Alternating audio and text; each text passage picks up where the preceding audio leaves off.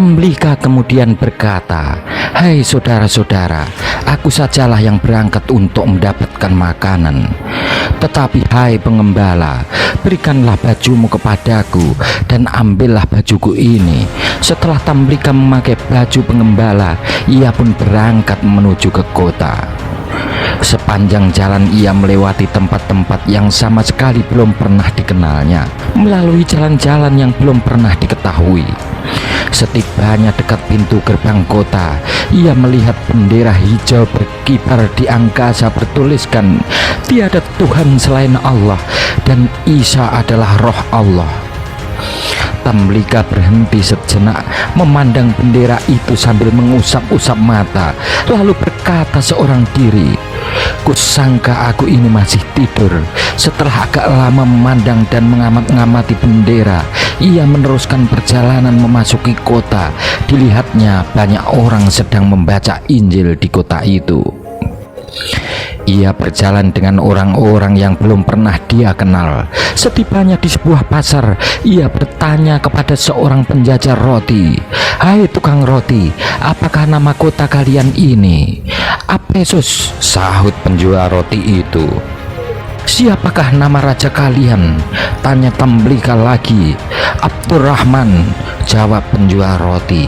"Kalau yang kau katakan itu benar," kata Tamlika, "urusanku ini sungguh aneh sekali. Ambillah uang ini dan berilah makanan kepadaku."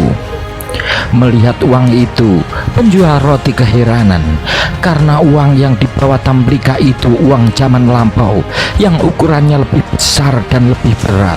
Pendeta Yahudi yang bertanya kepada Sayyidina Ali kemudian berdiri lagi, lalu berkata kepada Ali bin Abi Thalib, "Hai Ali, kalau benar-benar engkau mengetahui, coba terangkan kepadaku berapa nilai uang lama itu dibandingkan uang baru." Sayyidina Ali lalu menerangkan, "Kekasihku Muhammad Rasulullah Shallallahu Alaihi Wasallam menceritakan kepadaku bahwa uang yang dibawa Tamlika dibandingkan dengan uang baru ialah tiap dirham lama sama dengan 10 dan 2/3 dirham baru." Sayyidina Ali kemudian melanjutkan ceritanya. Penjual roti itu lalu berkata kepada Tamlika, "Aduhai, alangkah beruntungnya aku. Rupanya engkau baru menemukan harta karun. Berikan semua itu kepadaku, kalau tidak engkau akan kuhadapkan kepada raja." "Aku tidak menemukan harta karun," sangka Tamlika. "Uang ini ku dapat 3 hari yang lalu dari hasil penjualan buah kurma seharga 3 dirham. Aku kemudian meninggalkan kota karena orang-orang semuanya menyembah Dikyanius." Penjual roti itu marah lalu berkata, "Apakah setelah engkau menemukan harta karun masih juga tidak rela menyerahkan sisa uangmu itu kepadaku? Lagi pula engkau telah menyebut-nyebut seorang raja durhaka yang mengaku diri sebagai Tuhan, padahal raja itu sudah mati lebih dari 300 tahun yang silam." Tamlika lalu ditangkap, kemudian dibawa pergi menghadap raja. Raja yang baru ini adalah seorang yang dapat berpikir dan bersikap adil. Raja bertanya kepada orang-orang yang membawa Tamlika, "Bagaimana cerita orang ini?"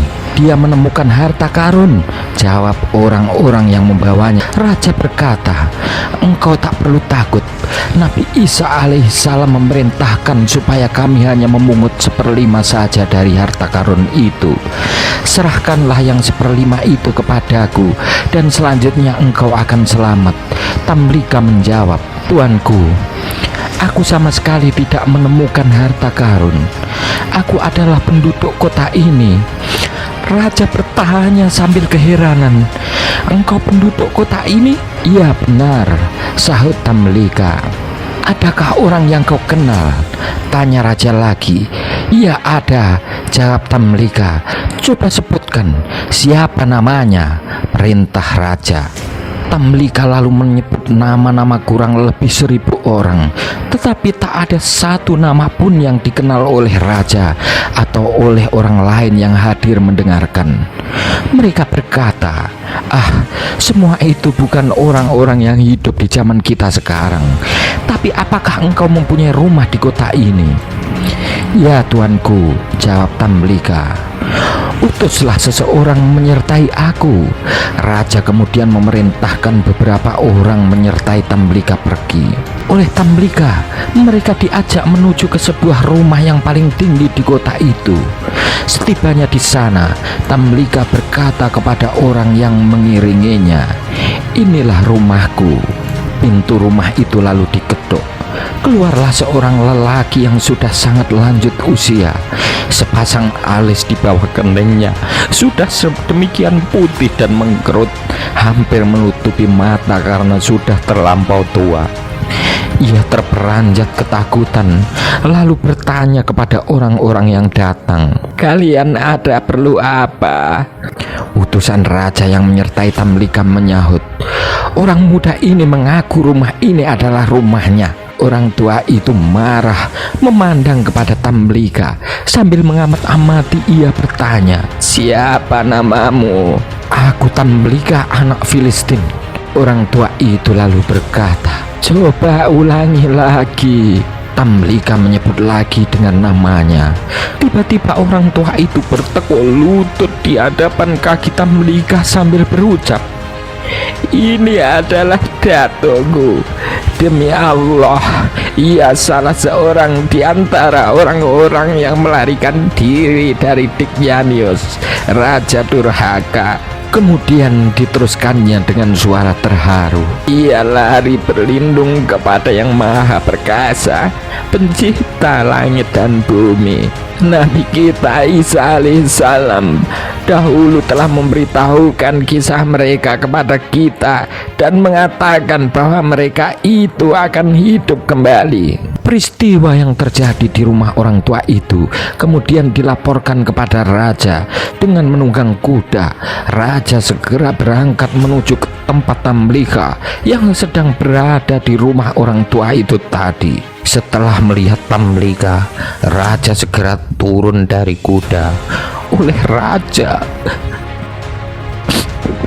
Tamlika diangkat ke atas pundak, sedangkan orang-orang banyak beramai-ramai mencium tangan dan kaki Tamlika sambil bertanya-tanya, "Hai Tamlika, bagaimana keadaan teman-temanmu?" Kepada mereka Tamlika memberitahu bahwa semua teman-temannya masih berada di dalam gua. Pada masa itu, kota Efesus diurus oleh 2 orang bangsawan istana, seorang beragama Islam dan seorang lainnya beragama Nasrani.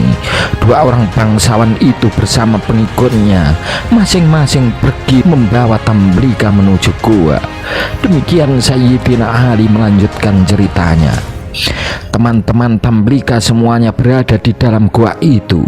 Setibanya di dekat gua, Tamlika berkata kepada 2 orang bangsawan dan para pengikut mereka, "Aku khawatir kalau sampai teman-temanku mendengar suara tapak kaki kuda atau bunyi senjata, mereka pasti menduga Dykjanius datang dan mereka bakal mati semua.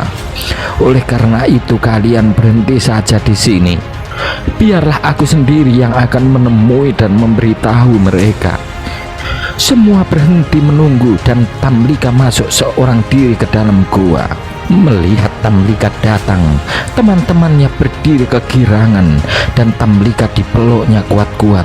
Kepada Tamlika mereka berkata, "Puji dan syukur bagi Allah yang telah menyelamatkan dirimu dari Dykjanius." Tamlika bertanya, "Ada urusan apa dengan Dykjanius? Tahukah kalian sudah berapa lamakah kalian tinggal di sini?" "Kami tinggal sehari atau beberapa hari saja," jawab mereka. "Tidak," sangka Tamlika, "kalian sudah tinggal di sini selama 309 tahun lamanya." Dikyanus sudah lama meninggal dunia. Generasi demi generasi sudah lewat silih berganti, dan penduduk kota itu sudah beriman kepada Allah yang Maha Agung. Mereka sekarang datang untuk bertemu dengan kalian. Teman-teman Tamliha menyahut, "Hai Tamliha, apakah engkau hendak menjadikan kami ini orang-orang yang menggemparkan seluruh dunia? Lantas apa yang kalian inginkan?" Tamliha kembali bertanya, "Angkatlah tanganmu ke atas, dan kami pun akan berbuat seperti itu juga," jawab mereka. Lalu mereka bertujuh semua mengangkat tangan ke atas kemudian berdoa, "Ya Allah, dengan kebenaran yang telah Engkau perlihatkan kepada kami tentang keanehan-keanehan yang kami alami sekarang ini, cabutlah kembali nyawa kami tanpa pengetahuan orang lain." Allah Subhanahu wa Ta'ala mengabulkan permohonan mereka, lalu memerintahkan malaikat maut mencabut kembali nyawa mereka. Kemudian Allah Subhanahu wa Ta'ala melenyapkan pintu goa tanpa bekas. Dua orang bangsawan yang menunggu-nunggu segera maju mendekati tiga goa, berputar-putar selama 7 hari untuk mencari-cari pintunya, tetapi tanpa hasil. Tak dapat ditemukan lubang atau jalan masuk lainnya ke dalam gua. Pada saat itu, dua orang bangsawan tadi menjadi yakin tentang betapa hebatnya kekuasaan Allah Subhanahu wa Ta'ala. Dua orang bangsawan itu memandang semua peristiwa yang dialami oleh para penghuni gua sebagai peringatan yang diperlihatkan Allah kepada mereka. Bangsawan yang beragama Islam lalu berkata, "Mereka mati dalam keadaan memeluk agamaku. Akan kudirikan sebuah tempat ibadah di pintu gua itu." Sedang bangsawan yang beragama Nasrani berkata pula, "Mereka mati dalam keadaan memeluk agamaku. Akan kudirikan sebuah biara di pintu gua itu."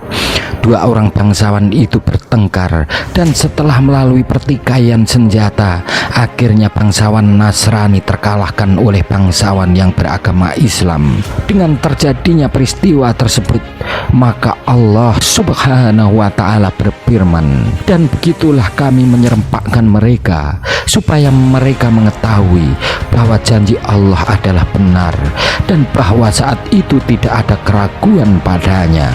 Apabila mereka berbalahan antara mereka dalam urusan mereka, maka mereka berkata, "Binalah di atas mereka satu bangunan. Pemelihara mereka sangat mengetahui mengenai mereka." Berkata orang-orang yang menguasai atas urusan mereka, "Kami akan membina di atas mereka sebuah masjid." Sampai di situ, Sayyidina Ali bin Abi Thalib berhenti menceritakan kisah para penghuni gua. Kemudian berkata kepada pendeta Yahudi yang menanyakan kisah itu, "Itulah hai Yahudi, apa yang terjadi dalam kisah mereka. Demi Allah, sekarang aku hendak bertanya kepadamu, apakah semua yang kuceritakan itu sesuai dengan apa yang tercantum di dalam Taurat kalian?" Pendeta Yahudi itu kemudian menjawab, "Ya Abul Hasan, engkau tidak menambah dan tidak mengurangi walau satu huruf pun. Sekarang engkau jangan menyebut diriku sebagai orang Yahudi, sebab aku telah bersaksi bahwa tiada Tuhan selain Allah, dan bahwa Muhammad adalah utusan serta rasulnya. Aku pun bersaksi juga bahwa engkau orang yang paling berilmu di kalangan umat ini." Ya ikhwan, demikianlah hikayat tentang para penghuni gua, Ashabul Kahfi. Mudah-mudahan cerita ini semakin menambah keimanan dan ketakwaan kita kepada Allah Subhanahu wa Ta'ala. Wassalamualaikum warahmatullahi wabarakatuh.